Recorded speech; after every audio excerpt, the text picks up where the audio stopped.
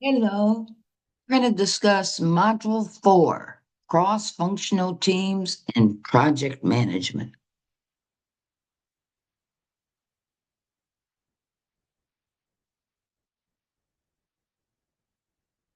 First, let's look at the overview and activities. We have 3 module objectives. We're supposed to be reading 3 chapters, 3, 7, and 11. And we have an assignment, Module 4, Team Roles. We'll also be participating in a discussion, project team roles and responsibilities.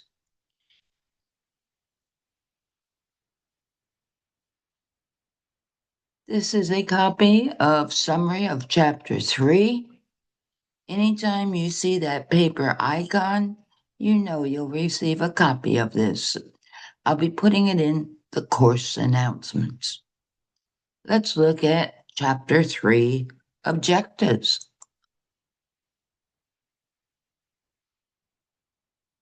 Moving to a summary of chapter 7.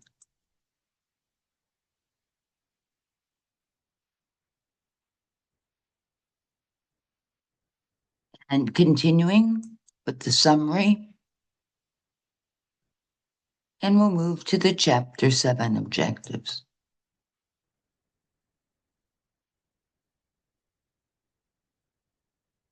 We'll move to summary, chapter 11.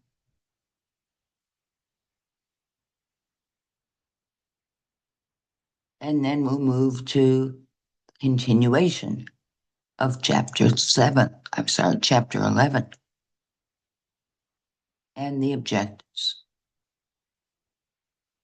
And now let's focus on the module objectives. We have 3.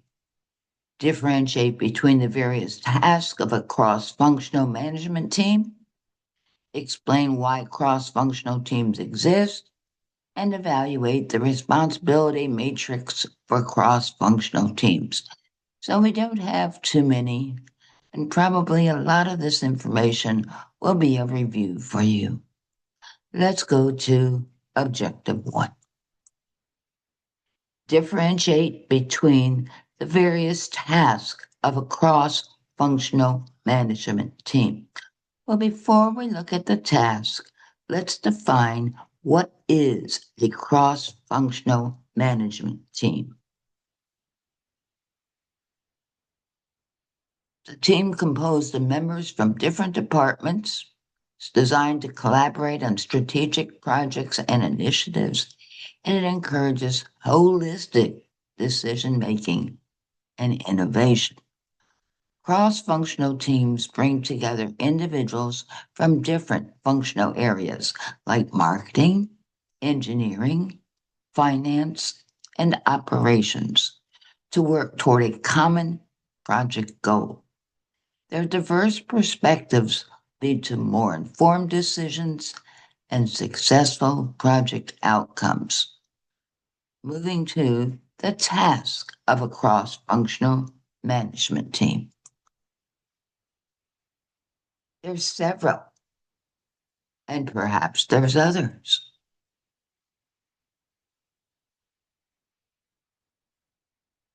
Move to strategic alignment tasks.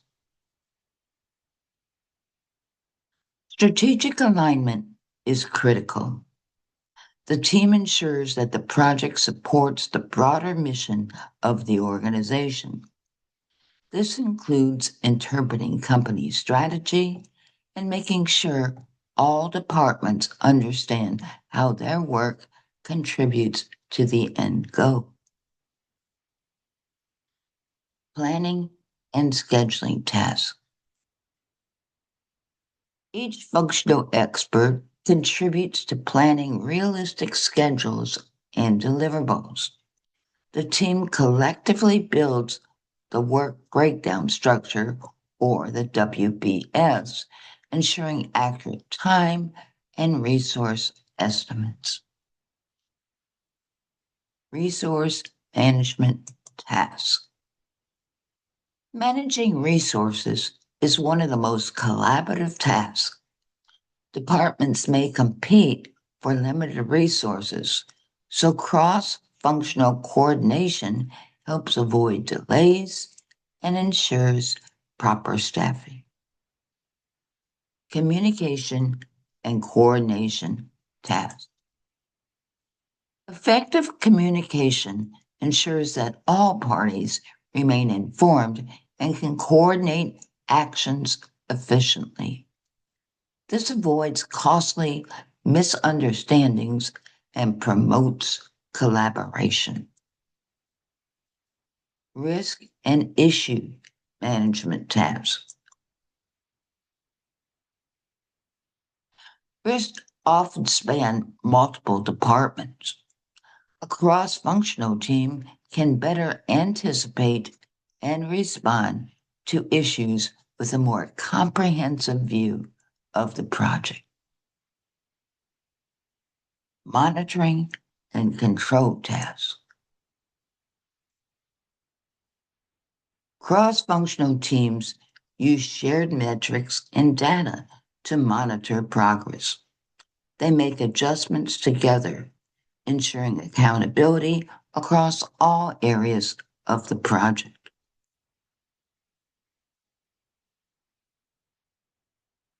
EVMs, Earned Value Management Systems, help us know where have we been, where are we now, and where are we going.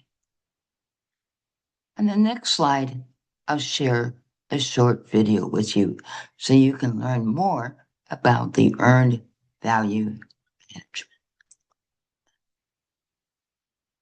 It's three-pronged: cost, schedule, and scope.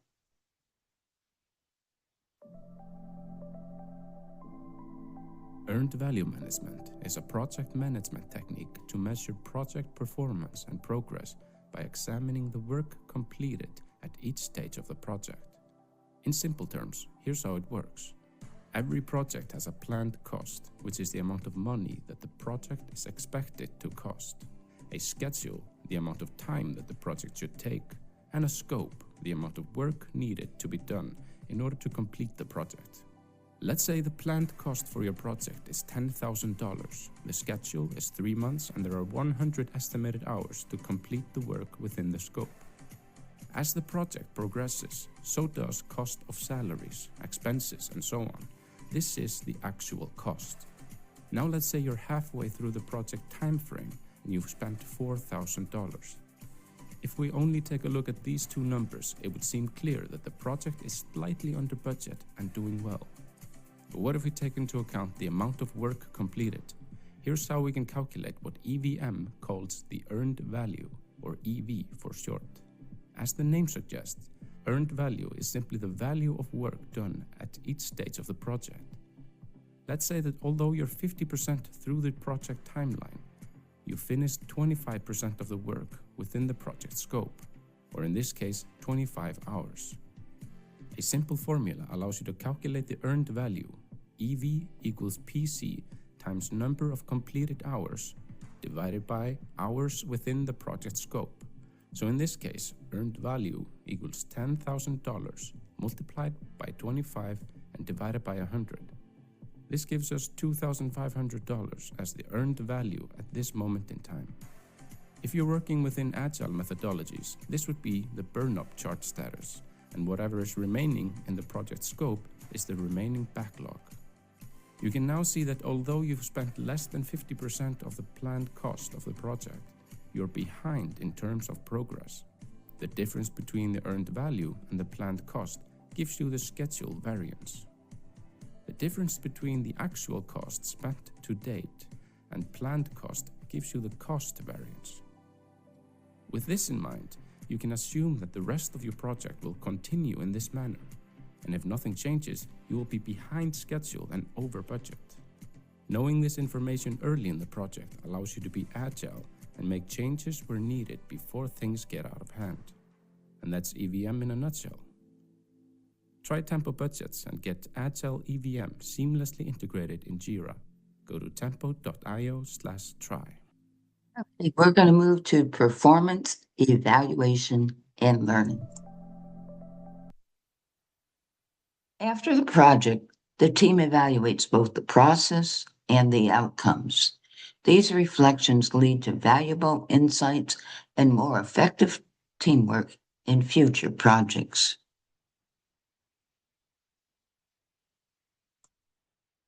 Some key takeaways from this chapter. In summary, while tasks vary by department, the goal is unified. Cross-functional teams thrive on collaboration, shared responsibility, and a commitment to organizational success. Some final thoughts. Cross-functional teams enhance flexibility, problem solving, and innovation. Success depends on clear roles, aligned goals, and strong communication.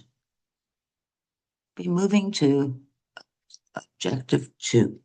Explain why cross-functional teams exist. So why do cross-functional teams exist? Cross-functional teams strive to engage in problem solving, promoting innovation, and breaking down silos. What are the benefits of cross-functional collaboration?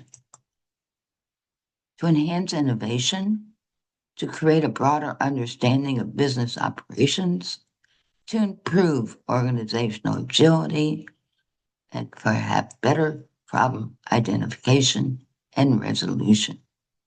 Benefits of cross-functional collaboration include shared goals, faster innovation, and diverse perspectives. What are some of the challenges and how do we handle?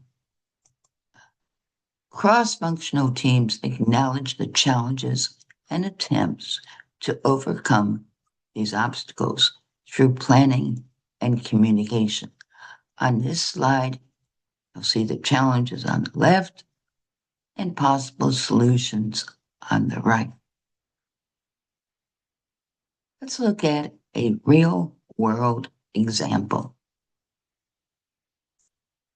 such as Apple's cross-functional teams. Apple relies on cross-functional teams to drive innovation and product development.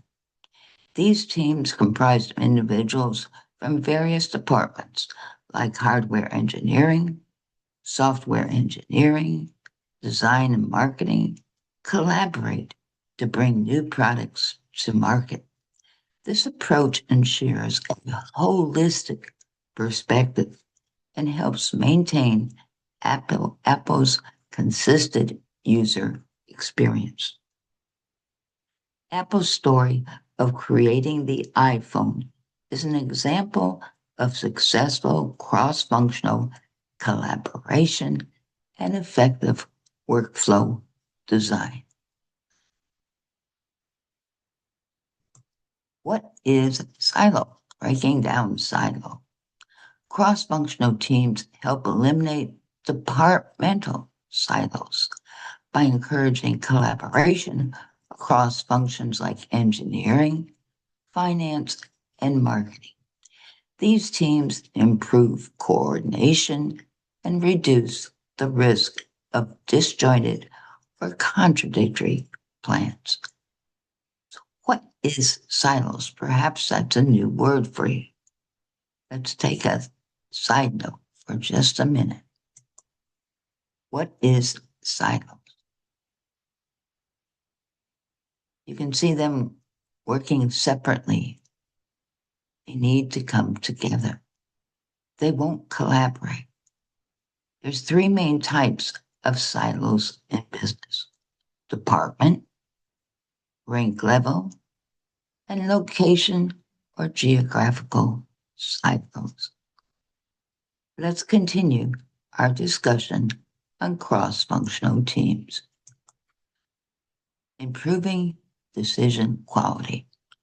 Cross-functional teams combine knowledge from different disciplines This diversity reduces the chance of overlooking key factors and increases the potential for innovative solutions.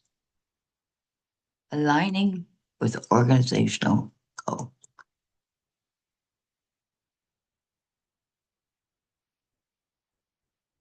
Cross-functional teams make sure that all departments are aligned with the project's goals and the broader strategy of the organization. This ensures that efforts are not fragmented and contributes to stronger outcomes. Give me 1 minute. I need to take a quick drink right there.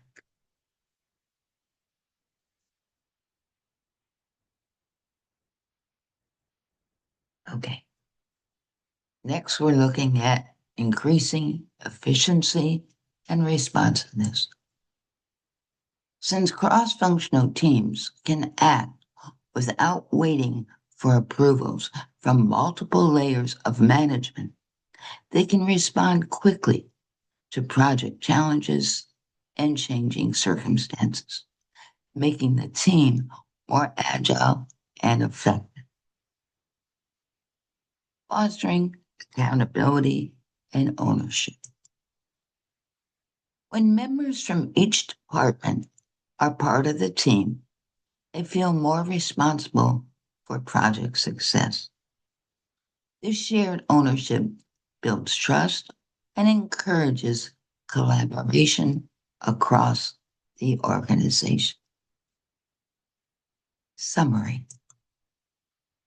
In summary, cross-functional teams exist to break down silos, enhance decision-making, align with strategy, increase agility, and build accountability. They are critical structures in modern project management.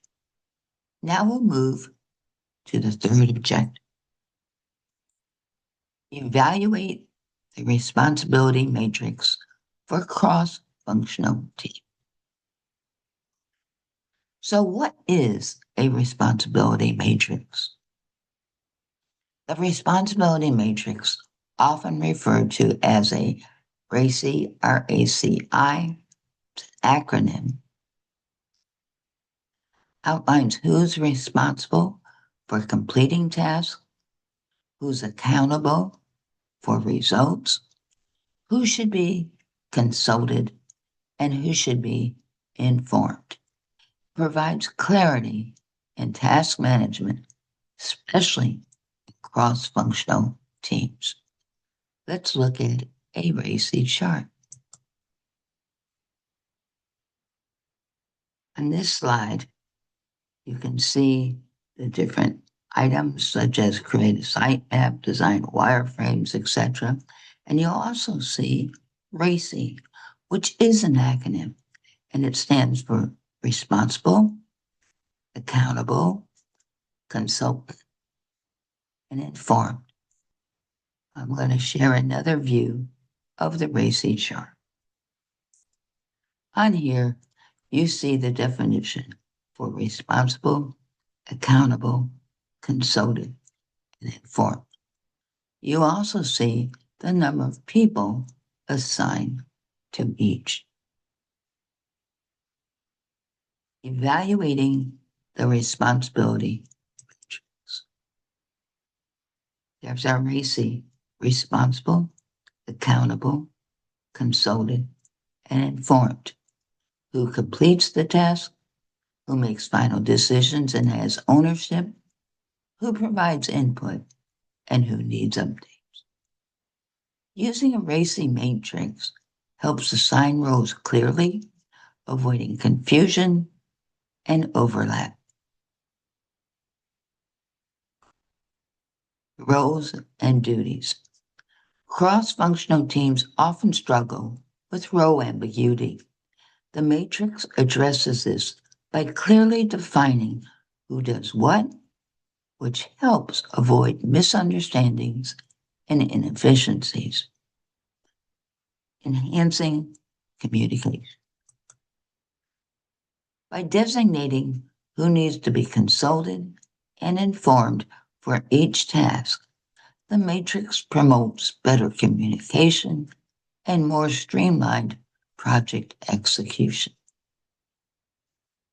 Encouraging accountability. This matrix enhances accountability by assigning ownership to individuals or departments. This encourages active participation and commitment to project success. Communication and coordination tasks. Having a predefined matrix helps resolve conflicts more easily. It provides clarity that helps avoid finger pointing and promotes team harmony. But it's not perfect. It does have its limitations. Let's look at the limitations of the matrix. While helpful, the matrix isn't perfect. It can become unwieldy in large projects. It needs to be kept up to date and should not be seen as a substitute for interpersonal communication. Moving to the summary. In summary, the responsibility matrix is a valuable tool for cross-functional teams. It brings structure and accountability, but must be used alongside active communication and frequent review. Now, I have some possible sources. I'll be placing these in a course announcement. And now we'll review our assignment. See where the little red indicator is? You must address each of the following factors for this assignment.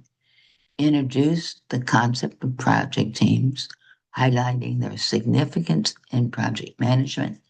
Number 2, discuss the various roles within a project team, such as project manager, team leader, subject matter expert, and describe their specific responsibilities.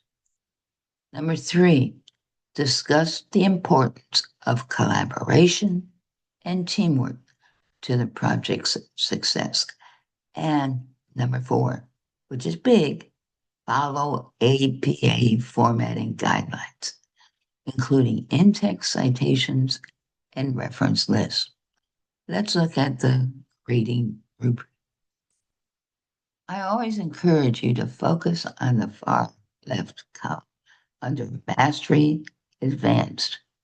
I want everybody to do well. So there's a total of 45 points. Your APA formatting is worth 5. Roles and responsibilities within a project team. Now, this is just a quick overlay of some of the people that might be involved. And that's why I left the others with question marks. So you may use some of these and or these. Now, there's one thing that stands out, and that's called stakeholders.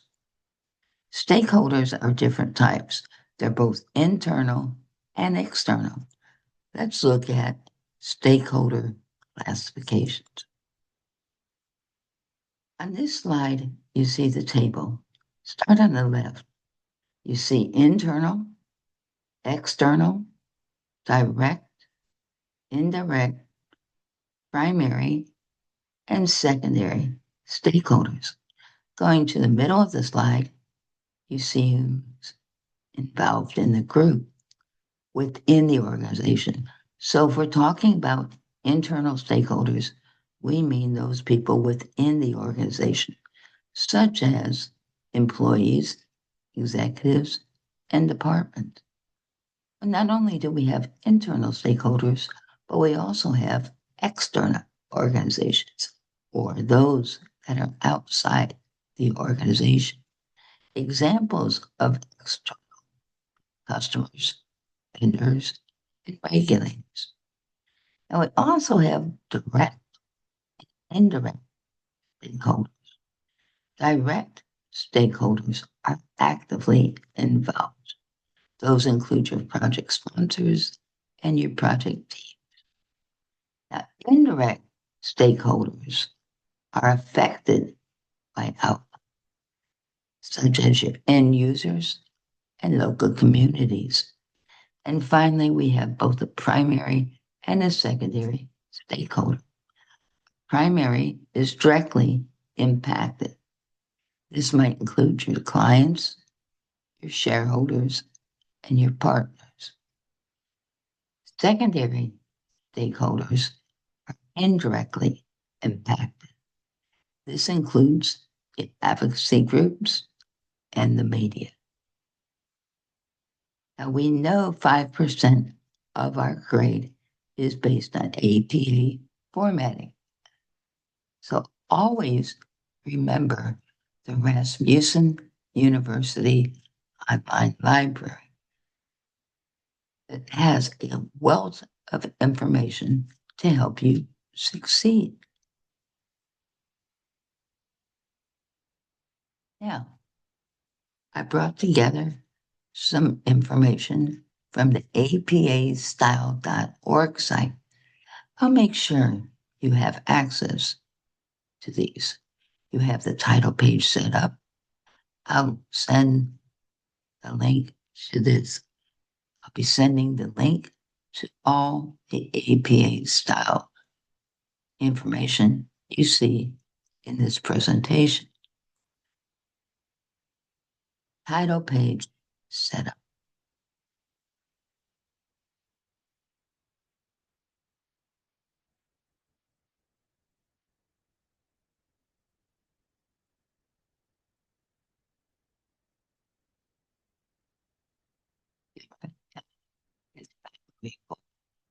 I'm going to pause this. Give me just a second. Let's pause it.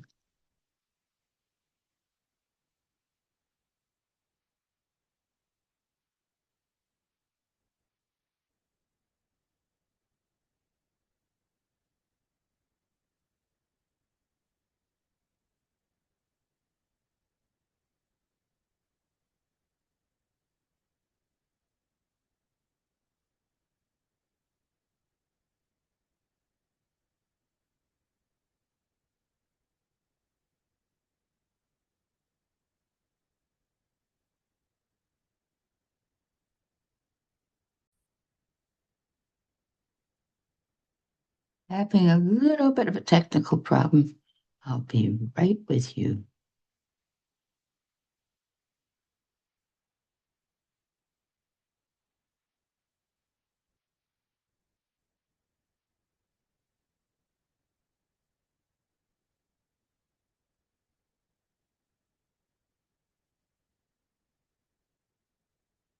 Well, sorry guys. Technology at its best, right?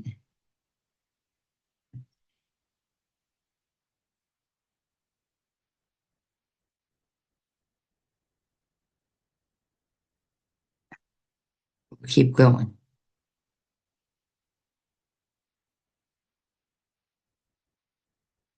So you have a shape. Kind of hard to know what we got up there and what we don't. There we go. The APA Student Paper Setup Guide. I'll provide this for you. Style and grammar guidelines, which there are several. I'll give you a link to that.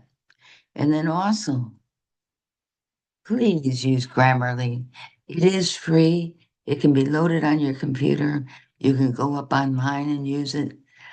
I use Grammarly all the time. I hope you learn to enjoy Grammarly.